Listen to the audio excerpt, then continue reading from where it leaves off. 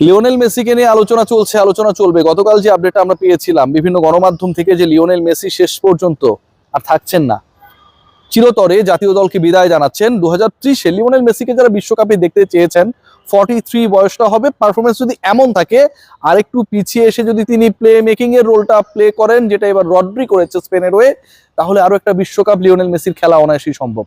Two be very honest, Lionel মেসির বিকল্প, Lionel মেসির সাবস্টিটিউট আর্জেন্টিনায় কি রয়েছে?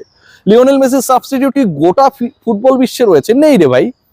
ইন্টার মায়ামি এরকম একটা লিগের একজন ফুটবলার যখন নিজেকে ম্যানেজ করে 39 বছর বয়সে আর্জেন্টিনার হয়ে সবগুলো ম্যাচ খেললেন এবং সবচেয়ে বেশি সময় তিনি মাঠে থাকার মতো যে ফুটবলাররা ছিলেন তাদের একজন হলেন, 8টা গোল করলেন, 4টা অ্যাসিস্ট করলেন, ফাইনালেও চেষ্টা করেছিলেন, শেষ পর্যন্ত সেটা সফল হয় নাই, নানা বিতর্ক রয়েছে, সেই বিতর্কে একটু পরে আসছি। সেই লিওনেল মেসিকে 4 বছর পরের বিশ্বকাপে আর্জেন্টিনা চাইতেই পারে। এখন আপডেটটা কি, লেটেস্ট আপডেটটা কি? লিওনেল মেসি কি 2030-এর ওয়ার্ল্ড কাপে খেলবেন? যেই ওয়ার্ল্ড কাপের অন্যতম আয়োজক হচ্ছে আর্জেন্টিনা, যে ওয়ার্ল্ড কাপের অন্যতম আয়োজক উরুগুয়ে, যে আর্জেন্টিনা উরুগুয়ে সাথে যেই দলের কাছে আর্জেন্টিনা এবারে শিরোপা খুঁয়েছে, স্পেন এবং মরক্কো, তারাও রয়েছে সহ আয়োজকের ভূমিকায়। সেই বিশ্বকাপে লিওনেল মেসি খেলবেন কিনা, লেটেস্ট আপডেট সেটা অন্তত ইন্ডিকেট করছে না। তবে যেই তথ্য দিচ্ছে সেটা কিছুটা হলো আপনাকে আরো অনেক বেশি লিওনেল মেসি কেন্দ্রিক যে উন্মাদনা, রোমাঞ্চ, ভালোবাসা, সেই শিহরণের কাছে কিছুটা হলো আবারও নিয়ে যাবে। লিওনেল মেসি খুব দ্রুত অবসরে যাচ্ছেন না, মানে আমি খেললাম, আমি পারলাম না, আমার দল পারলো না, এন্ড দেন আমি টাটা গুড বাই বলে চলে গেলাম, যে ঠিক আছে আমি যেহেতু পারি নাই, আমার যেহেতু সম্ভাবনা নেই। নো, লিওনেল মেসি সেটা করছে না। লিওনেল মেসি এবং তাকে নিয়ে আর্জেন্টিনা ফুটবল অ্যাসোসিয়েশন যেই ডিসিশনটা নিয়েছে এবং লিওনেল মেসি যে সিদ্ধান্ত নিয়েছেন, যে খবরটা আমরা পাচ্ছি, যে তিনি আরো কিছুদিন আর্জেন্টিনা জাতীয় দলের হয়ে খেলবেন। রিয়েলি লিওনেল মেসি আরো কিছুদিন জাতীয় দলের হয়ে খেলবেন, আর্জেন্টিনার দলটাকে গুছিয়ে দিয়ে for the next world cup. মানে রোলটা আপনি চিন্তা করতে পারেন যে কতটা প্রোঅ্যাক্টিভলি একটা দলকে নিয়ে একটা মানুষ ভাবলে এরকম চিন্তা করতে পারে। আর্জেন্টিনা দলটাকে গুছিয়ে দিয়ে for the next world cup, and then Lionel Messi তিনি পরের বিশ্বকাপে খেলবেন না, কিন্তু পরের বিশ্বকাপের জন্য গুছিয়ে দিয়ে আন্তর্জাতিক ফুটবলকে আর্জেন্টিনা থেকে, বুয়েন্স আয়ার্স থেকে বিদায় জানাবেন। এখন পর্যন্ত সেই খবরটা অফিসিয়াল আমরা বলতেই পারি, এবং সেই সময় পর্যন্ত আসলে অপেক্ষায় থাকতে হবে যে সেই দিনটা বা সেই সময়টা কবে আসে। নেক্সট কোপা আমেরিকাও যদি লিওনেল মেসি খেলে ফেলেন ওই গুছিয়ে দেওয়ার প্রসেস হিসেবে, তাহলেও অবাক হওয়ার কিছু থাকবে না। Let's see what happen. But Lionel Messi আরো কিছুদিন থাকছেন, খেলবেন, that is much more important. এর সাথে যে বিষয়গুলো যুক্ত হয়েছে সেগুলো অবশ্য কিছুটা হলো আপনাকে অস্বস্তিতে ফেলবেই। ধরুন বাংলাদেশ ক্রিকেট বোর্ডের প্রেসিডেন্টে দায়িত্বে হচ্ছেন তামিম ইকবাল খান, কোনো একটা গ্লোবাল ইভেন্ট রয়েছে, সেখানটায় বাংলাদেশ খেলছে, অ্যান্ড সেই গ্লোবাল ইভেন্টের ফাইনাল চলছে। তামিম ইকবাল খান বা বাংলাদেশ ক্রিকেট বোর্ডের দায়িত্বে যিনি, অথবা বাংলাদেশ ফুটবল ফেডারেশনের দায়িত্বে যিনি, যেই মানুষটা আসলে তার দলের বা তার দেশের খেলাটা দেখার জন্য ভিআইপি বক্সে অবস্থান করছেন, তাকে কোনো একটা মাধ্যমে এবং তার দলকে, যেই দলটা ওই সময়টা ব্রেকে ছিল, খেলার মাঝে যে ব্রেকটা হয়, খবর পাঠানো হলো যে তোমাদের ফুটবল ফেডারেশনের অথবা ক্রিকেট বোর্ডের অথবা তোমরা যেই সংস্থার আওতায় রয়েছে তার প্রধানকে আমরা গ্রেপ্তার করব।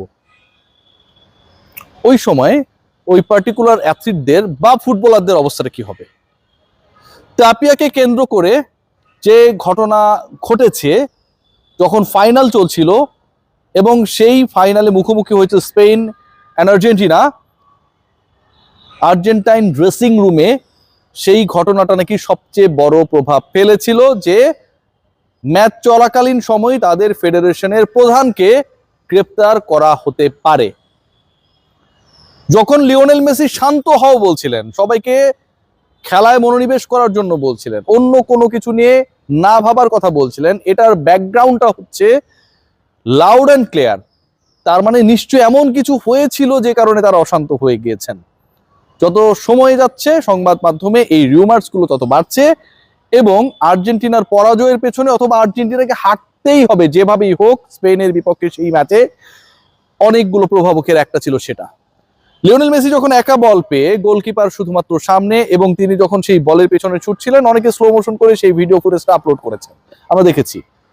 মেসি যেই গতিতে যাচ্ছিলেন, যেভাবে এগুচ্ছিলেন বল কন্ট্রোলে নেয়ার জন্য এবং গোলকিপারকে পরাস্ত করে আর্জেন্টিনার প্রথম গোলটা করার জন্য, ম্যাচের তখন 5th মিনিট, ম্যাচের 5ম মিনিটে লিওনেল মেসি যেভাবে এগিয়ে যাচ্ছিলেন, গোলকিপার সামনে আসার আগেই লিওনেল মেসির গতি অনেকেই মনে করছেন, স্লো মোশনের যে ভিডিওগুলো বিভিন্ন জায়গায় আমরা দেখছি, যে কমে গিয়েছিল, এবং সেটার অন্যতম কারণ ছিল লাস্ট মোমেন্টে কোন একটা ব্যাপার তার মাথায় রিথিঙ্কিং হচ্ছিল, গোলটা তিনি দেবেন কিনা। ফুটবলারদের পরিবারের সদস্যদেরকেও নাকি হুমকি দেয়া হয়েছে, এবং যে কারণে আসলে ইম্পর্টেন্ট প্লেয়ারদের যারা রিলেটিভস রয়েছেন তারা ওই মাঠে ফাইনাল দেখার জন্য যান নাই, অ্যাভয়েড করেছেন। এরকম নানা ঘটনা যখন ঘটছে, তখন আর্জেন্টিনা দলের ফাইনাল নিয়ে সবচেয়ে বিস্ফোরক যে তথ্যটা সামনে এসেছে সেটা হচ্ছে ফ্রিমেসন বা সত্তা স্থানান্তর তত্ত্ব। একটা আধ্যাত্মিক ঘটনা ঘটেছে, এবং সেই ঘটনার ফল যতটুকু জানা যাচ্ছে, সেই ঘটনার ফল শেষ পর্যন্ত এমন একটা পর্যায়ে চলে গেছে যেটা আসলে আর্জেন্টিনাকে ম্যাচ হারাতে বড় একটা ভূমিকা পালন করেছে। এই পৃথিবীতে অনেক ঘটনা ঘটে, অনেক কিছুর আপনি আসলে কোনো ব্যাখ্যা পাবেন না। ফ্রিমেসন মানে হচ্ছে আপনি আপনার সত্তাকে স্থানান্তর করে দিচ্ছেন আরেকটা বডিতে, এবং এই থিওরি কিন্তু রয়েছে, এটা কিন্তু এমন না যে এটা কোনো বানিয়ে আমি বলছি। এবং সেই ঘটনা নাকি ঘটেছে যেখানটায় বার্সেলোনার সে সময়ের সুপারস্টার লিওনেল মেসি বার্সেলোনার আজকের সুপারস্টার লামিন ইয়ামালের কাছে তার সত্তাকে স্থানান্তর করেছিলেন। সিরিয়াসলি এরকম ঘটনা ঘটেছিল, এবং সেই ঘটনাটা ঘটেছিল 19 বছর আগে। ওই যে ইউনিসেফের অনুষ্ঠানে লামিন ইয়ামালকে লিওনেল মেসি গোসল করাচ্ছেন, সেখানটায় যেই পানি দিয়ে তাকে গোসল করানো হয়েছিল, অনেকেই সেই তত্ত্বের কথা বলছেন, সেটা নাকি আসলে সত্তার স্থানান্তরের যোগসূত্র হিসেবে, মাধ্যম হিসেবে কাজ করেছে। ভয়াবহ একটা সিচুয়েশন, যে বিশ্বকাপকে কেন্দ্র করে এত আলোচনা, এত সমালোচনা, এত ডিসকাশন চলছে, সেখানটার সবচেয়ে বড় তথ্য যেটা, সেটা আরো আপনাকে অবাক করে দেবে। সেটা হচ্ছে আর্জেন্টাইন ফুটবল অ্যাসোসিয়েশনের যিনি প্রধান তাপিয়া, তিনি যখন বিশ্বকাপ শেষে চলে যাচ্ছিলেন, ব্যাক করছিলেন তার দেশের উদ্দেশ্যে, ঠিক তখন তার যেই ফোন সেটাকে সিজ করা হয়।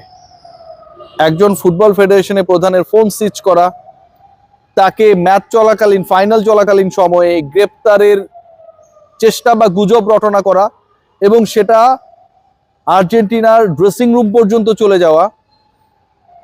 যেই দলটা খেলছে সেই দলের ফুটবলারদেরকে পরোক্ষভাবে তাদের নিরাপত্তা সংখ্যা ক্রিয়েট হতে পারে এরকম একটা তথ্য প্রদান করা, সবকিছু মিলিয়ে যেই ঘটনা ঘটেছে ফাইনালকে কেন্দ্র করে, এটা নর্মাল না। এন্ড এই অ্যাবনর্মালিটি একমাত্র আর্জেন্টিনা দল এবং তাদের পরিবার, তাদের ফেডারেশন তাদের সাথেই করেছে। Let's see what happen, but ফাইনালটা আসলে অ্যাবনর্মাল।